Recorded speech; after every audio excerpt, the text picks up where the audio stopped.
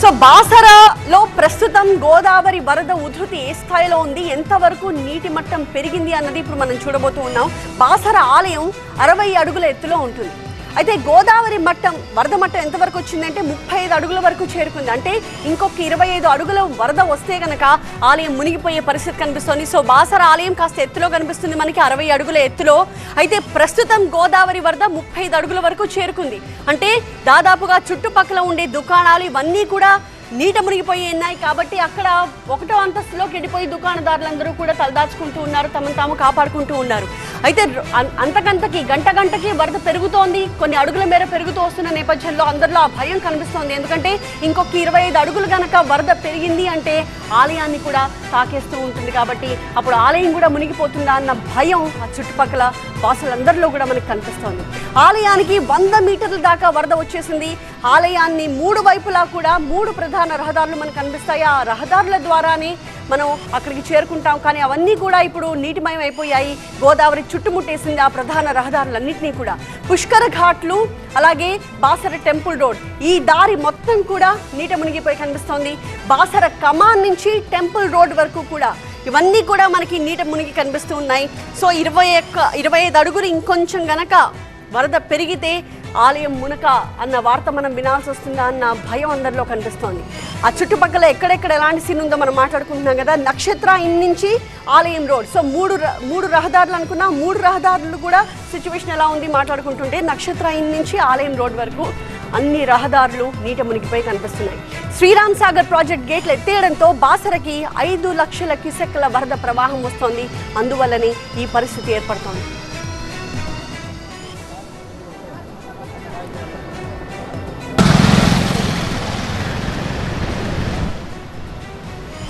So ప్రస్తుతం అక్కడి నుంచి దృశ్యాలను మనం చూస్తూ ఉన్నాము. వంతెనకి ఎంత దగ్గరగా మనకి నీరు కనిపిస్తోంది అన్నది 29వ తారీఖు 30వ తారీఖు 2 రోజుల వ్యవధిలో ఎంత తేడా వచ్చేసింది.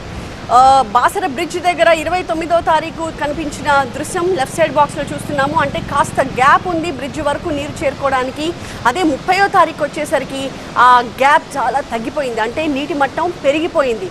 ఇలా గంటకి కొన్ని అడుగుల మేర నీరు పెరుగుతోంది. మనం ఇందాక చెప్పుకున్నట్టు 6 గంటల వ్యవధిలోనే 5 అడుగుల మేర నీరు పెరిగిపోయింది. అలా గంటకి నీటి మట్టం పెరుగుతూ ఉండడంతో ఆ బ్రిడ్జ్ని కూడా తాకేస్తుందా, బ్రిడ్జ్ మీదకి కూడా నీరు వచ్చేస్తుందా అన్నంతగా ప్రస్తుతం ఆ సిచ్యువేషన్ చూస్తే అనిపిస్తోంది.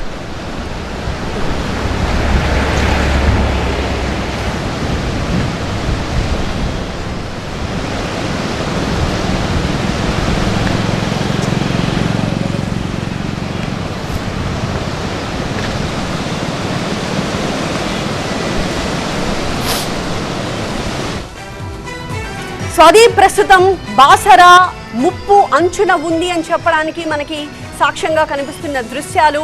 అక్కడి నుంచి మా ప్రతినిధి నరేష్ లైవ్ లో జాయిన్ అవుతున్నారు లేటెస్ట్ సిచ్యువేషన్ మనకి వివరించడానికి. నరేష్ కూడా మోకాలి లోతు నీటిలో కనిపిస్తున్నారు. చుట్టుపక్కల గ్రామాలు మోకాలి లోతు కంటే ఎక్కువ నీటిలో కనిపిస్తున్నాయి. ఎందుకంటే నరేష్ కాస్త హైట్ ఎక్కువ, 6 ఫీట్ ఉంటాడు కాబట్టి అతనికి మోకాలు వరకు నీరు కనిపిస్తోంది. నరేష్, ఏంటి లేటెస్ట్ సిచ్యువేషన్? ఏ రకంగా బయటపడే పరిస్థితి కనిపిస్తోంది? అధికారులు ఎలాంటి చర్యలు తీసుకుంటున్నారు? ఇంకొన్ని అడుగుల మేర నీరు పెరిగితే గనక చుట్టుపక్కల అసలు కనీసం నివాసం ఉండే పరిస్థితి ఇప్పుడైతే కనిపించట్లేదు. అధికారులు ఏం చెప్తున్నారు?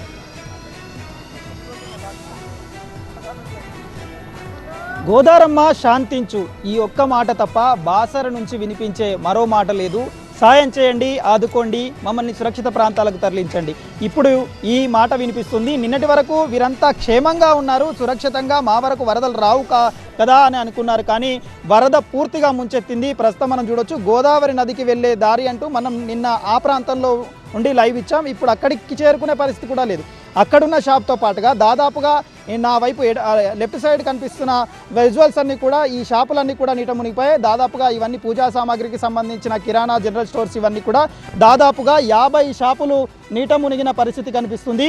ప్రస్తుతం ఆ నీట మునిగిన సామాన్లు, నిత్యావసర సరుకులు, టెక్నికల్ ఏదైతే టీవీలు ఇవన్నీ తీసుకొని ఒడ్డుకు చేరుతున్నారు. మనతో పాటుగా స్థానికులు ఉన్నారు.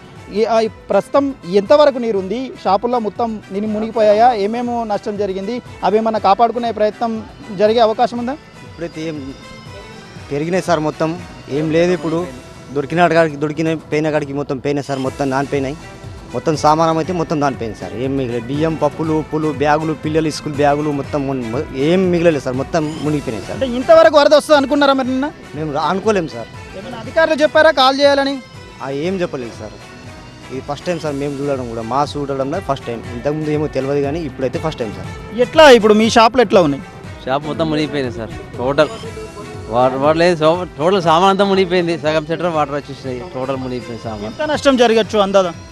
ఏం గెస్తే జరగచ్చు సార్, 2 లక్షలు 3 లక్షలు జరగచ్చు సార్. నా షాప్లో అయితే 3-4 లక్షల దగ్గర మొత్తం మునిగిపోయింది సార్. గతంలో ఎప్పుడన్నా చూసారా ఇలాంటి వరదలు మీకు? ఎప్పుడు చూడలేదు సార్, ఇదే ఫస్ట్ టైం చూస్తాను. ఇదే ఫస్ట్ టైం ఇంతవరకు వరదలు వస్తాయి అమ్మవారి ఆలయం వరకు అనుకున్నారా? అనుకోలేదు సార్. ఇది పరిస్థితి. మనము ఇక్కడి నుంచి మీకు ఆ లెఫ్ట్ సైడ్ చూపించే ప్రయత్నం చేస్తాను. అది లెఫ్ట్ సైడు కొంత ఎత్తులో ఉన్న అమ్మవారి ఆలయానికి ముందు భాగము, ఆ అమ్మవారి ఆలయానికి వెళ్ళే ఆ మెట్ల మార్గంకు సంబంధించిన రహదారి ప్రాంతం.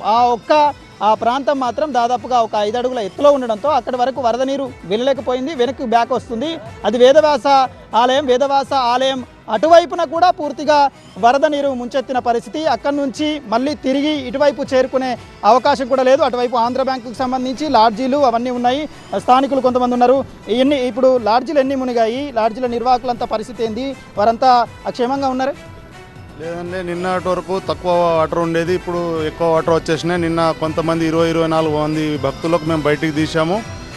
మళ్ళీ ఎలాంటి అలర్ట్ లేదు, ఏ అధికారులు కూడా బయటికి వెళ్ళాలని ముందు ఏం అలర్ట్ చెప్పలేదు. ఇప్పటికీ ఒక 10 లాడ్జీల వరకు మునిగి ఉన్నాయి నీళ్ళలో.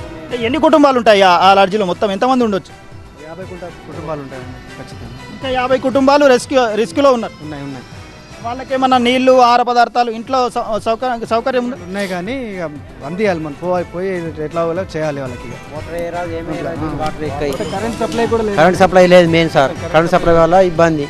ఏదైనా కానీ దీంతో పుట్టితో తీసుకుపోయి ఇవ్వాలి. పాల ప్యాకెట్లు, వాటర్ ప్యాకెట్, అదే మంచి నీళ్ళు బాటిల్, ఇవి పాల ప్యాకెట్లు.